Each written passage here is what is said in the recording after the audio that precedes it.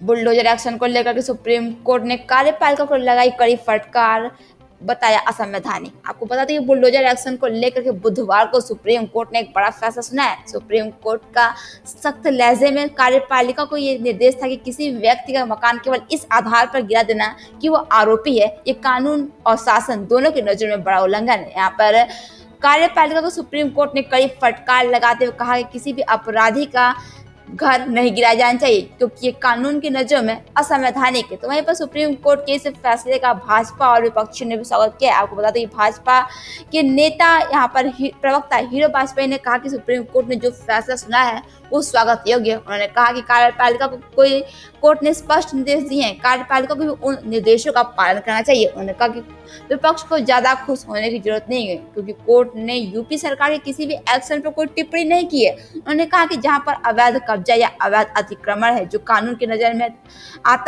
आता था, उससे विधि सम्मत हटाया जाता था और हटाया जाता रहेगा। तो वहीं पर सुप्रीम कोर्ट के इस फैसले को लेकर के भाजपा के प्रवक्ता फरूक हसन ने भी यहाँ सुप्रीम कोर्ट के फैसले का स्वागत करते हुए कहा कि बुलडोजर अन्याय का प्रतीक बन गया था।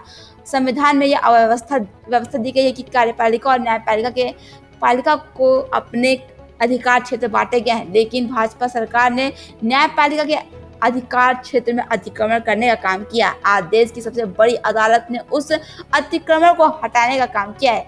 यहाँ पर फरूक हसन ने कहा कि देश की अदालत जिस प्रकार से आज सख्त टिप्पणी की उत्तर प्रदेश सरकार पर उनके इस एक्शन को गैर संवैधानिक और गैर कानूनी कहा है, वह इस बात को बताने के लिए काफी है कि जो विपक्ष उठाता था कि भाजपा का संविधान और न्यायपालिका में विश्वास नहीं।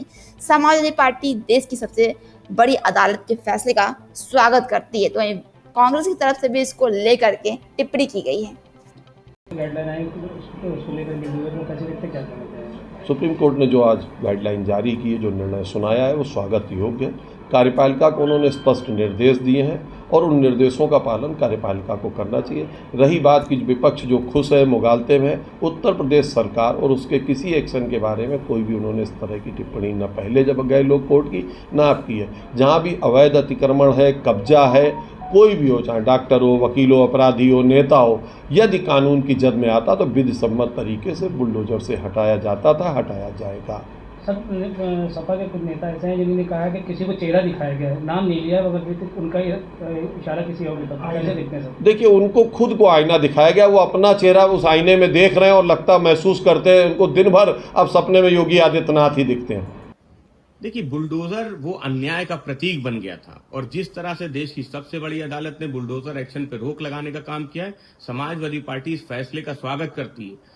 संविधान में ये व्यवस्था दी गई है कि कार्यपालिका और न्यायपालिका के अधिकार क्षेत्र बटे हुए हैं, लेकिन भाजपा की सरकार ने न्यायपालिका के अधिकार क्षेत्र पे अतिक्रमण करने का काम किया था। देश की सबसे बड़ी अदालत ने आज उस सरकारी अतिक्रमण को हटाने का काम किया है। देश की अदालत ने जिस तरह से सख्त टिप्पणी की है उत्तर प्रदेश सरकार पे, उनके इस एक्शन को गैर कानूनी, गैर संवैधानिक कहा है, वो इस बात को बताने के लिए काफी है। जो बात विपक्ष उठाता था कि भाजपा का संविधान और न्यायपालिका में विश्वास नहीं है, समाजवादी पार्टी देश की सबसे बड़ी अदालत के फैसले का स्वागत करती है। बुलडोजर न्याय को लेकर आज भारतीय जनता पार्टी कटघरे में। सुप्रीम कोर्ट के सख्त लहजे की ये टिप्पणी ये अपने आप में साबित करती है कि किस तरह भारतीय जनता पार्टी लोकतंत्र का हनन कर रही है, किस तरह से अन्याय और अत्याचार कर रही है।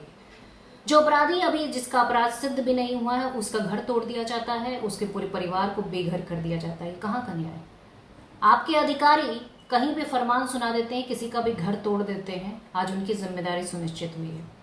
आज ये भी सुनिश्चित हुआ कि किस तरह से मानव अधिकारों का हनन है, किसी का घर तोड़ देना। वास्तव में ये सरकार पूरी तरीके से अलोकतांत्रिक और अनैतिक ढंग से लोगों का घर तोड़ रही थी और आज उनकी अराजकता पर ये विराम लगाने का काम किया है सुप्रीम कोर्ट ने। Bureau report, R express Bharat.